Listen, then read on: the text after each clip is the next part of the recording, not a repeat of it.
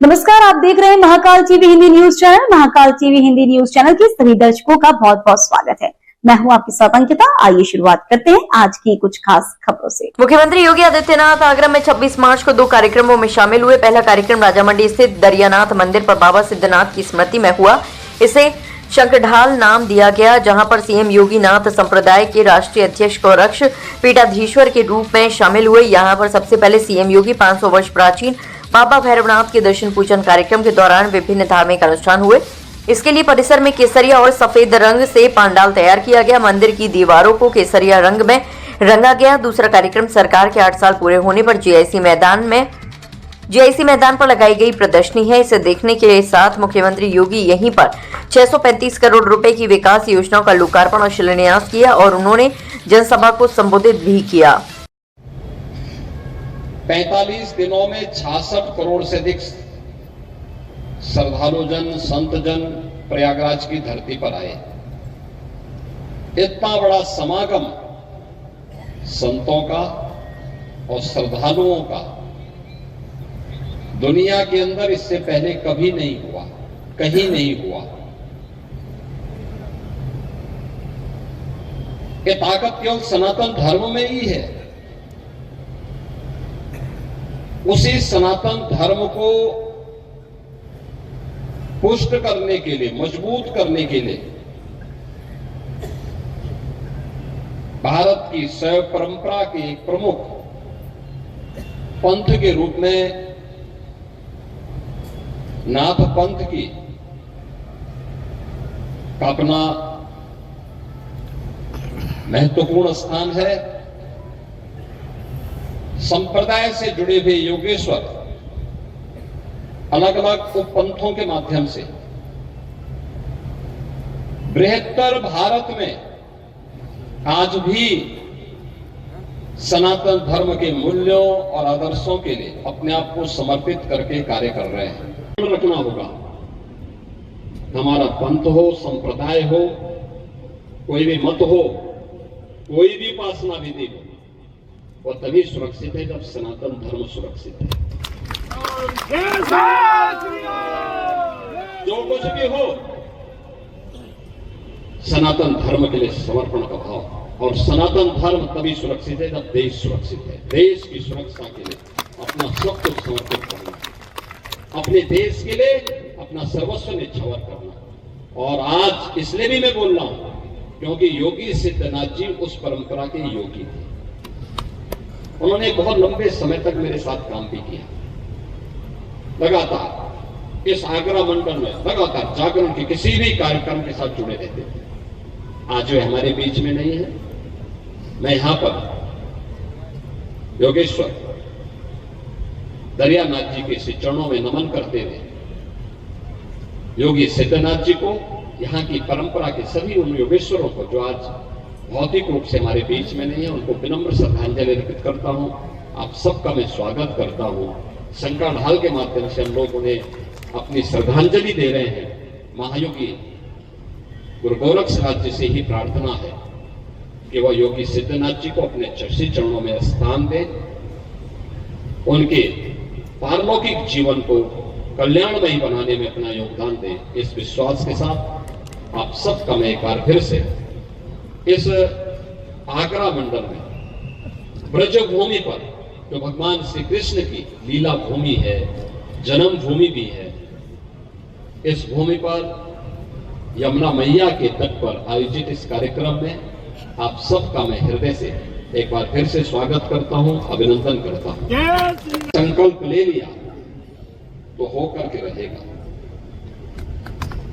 कुंभ या महाकुंभ हो,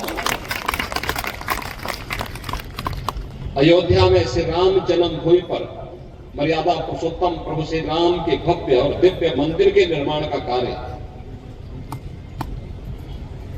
जिसको लोग असंभव कहते थे नहीं हो सकता, लेकिन वो संकल्प पूरा हुआ। संकल्प की पूर्ति का माध्यम बना समाज की जागरूकता, समाज की एकजुटता, सामाजिक एकता का जो भाव पूज्य संतों ने राम भक्तों के मन में पैदा किया, उत्तर से दक्षिण तक, पूरब से पश्चिम तक, उस एकता के ज्वार में सभी बाधाओं को दूर करते हुए,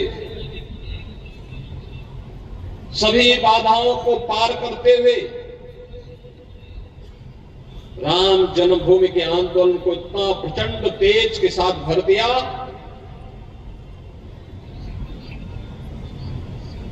कि अंततः हर भारतवासी यह कहने के लिए मजबूर हुआ कि नहीं, अन्याय हुआ है और इस अन्याय का परिमार्जन होना चाहिए। और माननीय उच्चतम न्यायालय ने अंततः निर्णय देकर के अयोध्या में से राम मंदिर के निर्माण का मार्ग प्रशस्त किया और प्रधानमंत्री मोदी जी के कर कमलों से आज रामलला भी अयोध्या धाम में विराजमान हो गए। स्थानीय लोगों का सहयोग लेते थे, धीरे धीरे करके ये सभी विरासत आज लुप्त होती जा रही है। इनके संरक्षण की दिशा में कार्य किए जाने की आवश्यकता है। जहां कहीं भी ये पुराने और पौराणिक स्तर के या अवशेष मिले, उसको संरक्षित करिए, अपने स्थान पर इकट्ठा करिए। हम लोग प्रयास कर रहे हैं कुछ महत्वपूर्ण स्थानों पर सनातन धर्म से जुड़े हुए या फिर नाथ संप्रदाय से जुड़े हुए कुछ म्यूजियम बने, जहां पे पौराणिक चीजों को एकत्र करके रखा जा सके, नई पीढ़ी को, नए योगेश्वरों को बताया जा सके किसका क्या महत्व है। अन्यथा वर्तमान पीढ़ी भूल जाएगी। मोबाइल फोन सबको भुला देगा। मोबाइल फोन का इस्तेमाल कम करिए, कम करिए, साधना में ज्यादा ध्यान दीजिए। ये जरूरी नहीं कि जो कुछ मोबाइल फोन में आपको जानकारी मिल रही वही सच है। सच वह है जो आप अपनी साधना से अर्जित करेंगे। जो लोक कल्याण का माध्यम आपको बना सके, जिसमें जनता जनार्दन का पार श्रद्धा और सम्मान आपको प्राप्त हो, वही सच है। सच वह नहीं जो आप मोबाइल फोन के माध्यम से देखते हैं या करते हैं।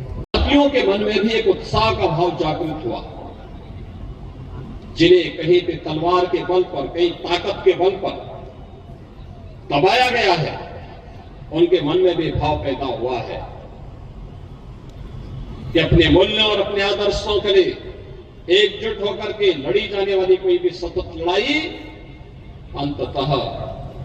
अंततः विजय श्री का वर्ण जरूर करवाती है। अयोध्या में 500 वर्षों के बाद संभव हुआ है, तो दुनिया के अंदर अन्य जगह भी हो सकता है। आप दोनों कार्यक्रमों के साथ जोड़ सकते हैं, देख सकते हैं। अयोध्या में राम मंदिर का बनना, प्रयागराज में महाकुंभ का आयोजन, दोनों संतों के संकल्पों की परिणति है। संतों के व्यापक साधना की परिणति है, उनकी जागरूकता की परिणति है। क्योंकि पहले ये माना जाता था कि महाकुंभ के आयोजन में ये संतों का ही केवल कार्यक्रम है। कुछ भक्तगण भी आ जाते थे, लेकिन संतों ने जब एक सकारात्मक भाव के साथ पूरे समाज को जोड़ने का काम किया, देखते ही देखते वह संत कितने आए होंगे? बहुत गए होंगे, 50 लाख, 1 करोड़,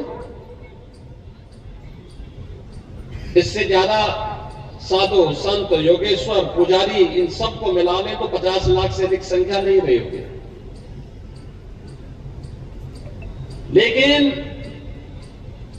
भक्तों की, श्रद्धालुओं की संख्या और पर्यटकों की संख्या मिलाकर के देखेंगे तो 66 करोड़, कई गुना बड़ी संख्या वहां पहुंची।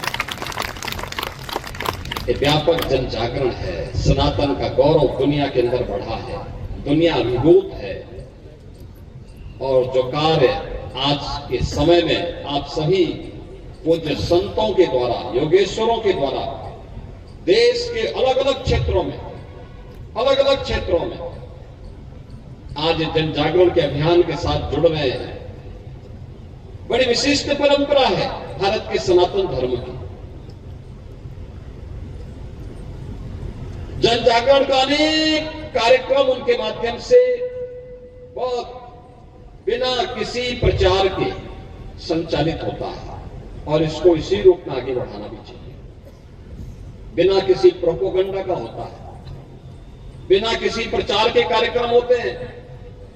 कई कीर्तन यात्राएं निकलती हैं, कहीं पर भंडारा के माध्यम से, प्रवचन के माध्यम से कार्यक्रम आगे बढ़ते हैं, कई मंदिर। तो फिलहाल के लिए इस खबर में इतना ही। देश दुनिया की तमाम बड़ी खबरों को देखने के लिए देखते रहें महाकाल टीवी।